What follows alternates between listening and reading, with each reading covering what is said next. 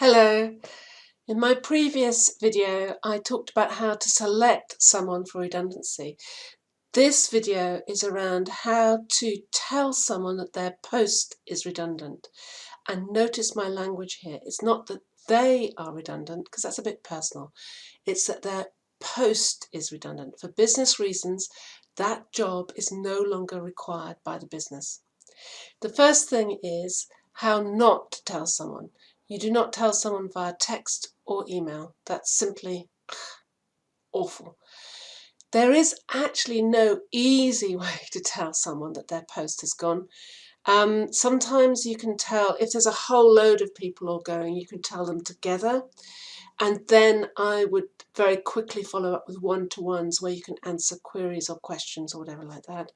But I've found, particularly if you're doing a small number of redundancies, the best way is one-to-one interviews.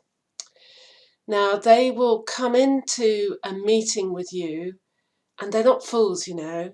They will already come in thinking, could I be made redundant at this point? But there'll be part of them that will be hopeful that it's something else, and you're not going to tell them that their post is gone. So the easiest thing to do is to tell them straight away. Don't waffle around it. Don't try and soften the blow. Just tell them, I regret to tell you that your post has been made redundant with effect from X date, i.e. today's date. What they'll do then is they'll go into shock. They'll go into shock. And although you will have had prepared everything you're going to tell them, you're going to tell them a lot in that meeting. You're going to tell them how much redundancy money they're going to get, how much holiday is due to them, their notice period, the fact that they're not required to work their notice period, when they can receive the payments, all those technical details, and you'll have those already prepped and ready in a letter to hand them so that it's all there and done and dusted. I'm telling you now, most people will not hear a single word you say, and the reason is that they're in shock. They're in absolute shock. I mean, I was in a position once where I made myself redundant because I was working in HR. So, I could figure it. I knew it. I looked at all the data. I looked at all the figures. I knew that my post was no longer required. So I walked into the CEO's office and I said, you've either got a project I know nothing about tucked up your sleeve, or my post is redundant. And he sort of sat back in the chair and looked at me and said, oh yes, Sue, I've been meaning to talk to you about that. And even though intellectually I knew it, I'd worked it out, my reaction, I remember, I kind of looked like a fish. I was all, bah, bah, bah, bah. I felt as though someone had just thrown a bucket of cold water over me, and my reaction was, my job, my beautiful job. Yeah, okay, it's a shock. It's a shock. So you tell them they're redundant, but do not expect them to take any information in. So what you need to do is to schedule a time to talk with them again, either face-to-face or by phone or by Zoom call or something, yeah? So that, and preferably the next day, okay? Because what happens is that you tell them they're redundant, they've got their letter, they walk home in shock, or they go home in shock, and they're reeling. When they come to the scheduled meeting the following day, they've got their questions written out, which undoubtedly will be what you told them the previous day and very possibly what's in the letter. But there's something about coming to terms with all of this, that they'll come with their questions. When exactly am I going to get the money? How much money will I get? Is there an opportunity to appeal against this? Is there something else I can do?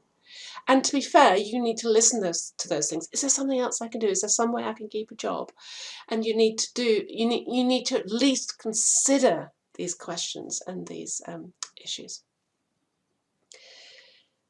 Then, in that second meeting, you've got an opportunity to give them your final gift, your really final gift, which is to give them the positive feedback about how good they are, what their natural talents are, what their strengths are. Remember that most people step over, don't recognise what they're really good at.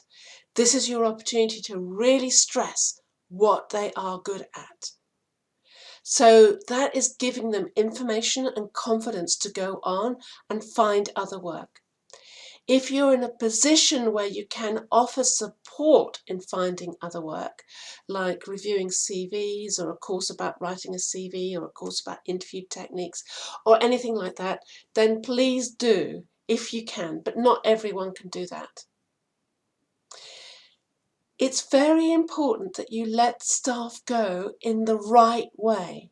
What you want as a reputation as an employer is for them in the future to be sitting in the pub and someone saying, oh, I'm thinking of applying for this company, and for them to say, oh, I used to work for them, I got made redundant during COVID. Really nice people, apply, they're good to work for. That's what you want people to say.